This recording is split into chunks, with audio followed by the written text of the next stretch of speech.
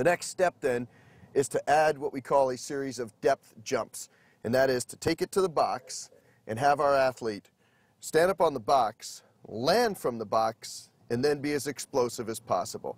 So Daniel, we're going to walk through this for the first time. So just hop up on the box, facing me.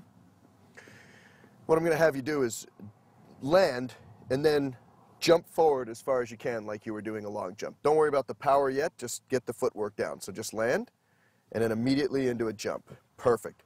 All right, so what we're trying to do here is to increase his ground, what we're trying to do here is decrease his ground contact time, increase his explosivity.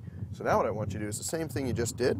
This time minimize that ground contact time. So facing me, you don't have to jump off, just drop off, land as fast as you can and be as explosive as possible in the long jump.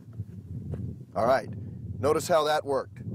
A lot less time on the ground, that transfers to a lot more force. His jump actually increases. He actually gets farther in his jump when he lands with that explosive long jump. We can do the same thing by doing the original depth jump, which is hopping up to the box again, facing me.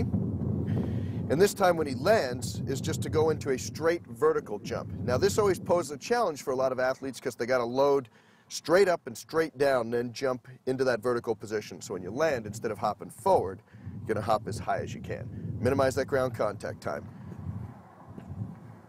And again, with this, we can go back and measure his height and see how this loading affects his ability to transfer that energy. Remember what happens. We've already spoken about this. We've talked about that height of that box. If the box height gets too high, the landing takes too long, and we lose all that force. It's dissipated into the ground. Take a lower box height, minimize ground contact time, and you become more explosive. Depth jumps can be used in a variety of ways. We can increase the complexity of the depth jump by going to a single leg version. We can also move to a lateral version in which we can have the athlete drop down, land sideways, and then explode forward, backwards, or in any other direction.